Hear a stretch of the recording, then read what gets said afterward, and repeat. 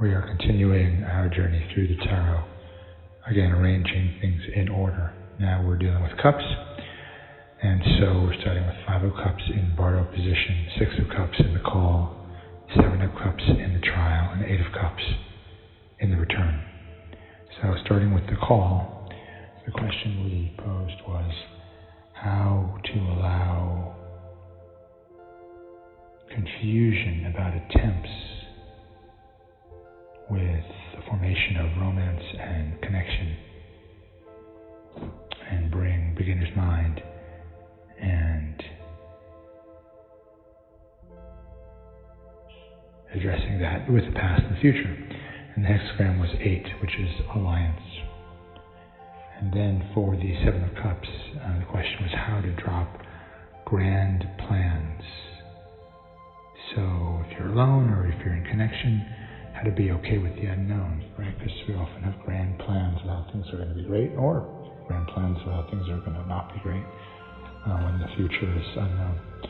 And this card, 7 of Cups, does seem to point to being overwhelmed with illusions of great wonders or great evils.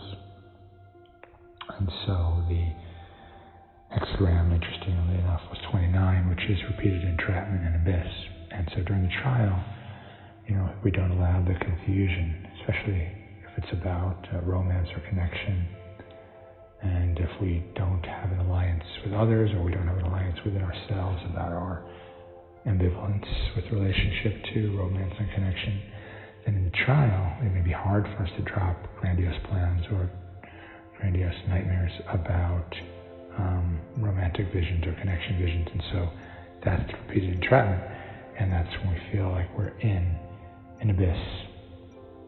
Moving to the return, 8 of Cups, the question was what helps to walk into the sunset alone. The figure is walking over a river and a little older.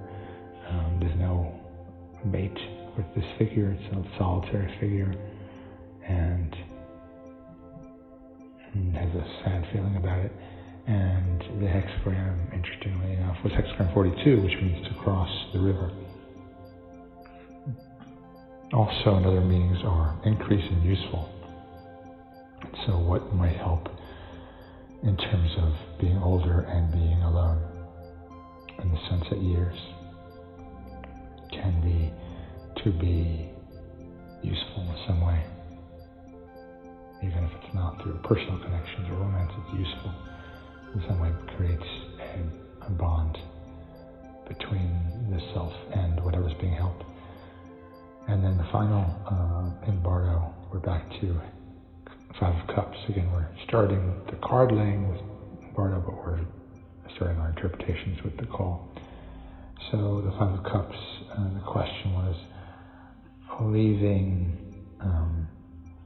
or being yin toward a regret, guilt, and recrimination of the self and others. That regret and guilt and recrimination is what prevents connections, whether they're romantic or otherwise, and also what leaves a bitter taste afterwards when they're over. And again, this is a very sad card, and 3 of the Cups are spilled in this blood, at least in this version of the deck coming out of the card.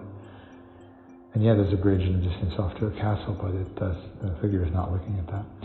And so the hexagram that came up was 43, which means displacement, parting, resolute breakthrough, deciding, and don't bluntly reveal the truth. So it's interesting because the bardo is a place without space and time, so we don't have memory of being in that non-dual state or that unified state. And we can feel displaced in the bardo, but that would imply we have a place or that we are separate. So it's only a feeling of displacement and parting when we try to maintain the separate self inside of the bardo. And so, when we are in that Purian winter bardo state, regret and guilt and recrimination of self and others doesn't exist because there is no self and there are no others. But I think there needs to be a willingness to go into and feel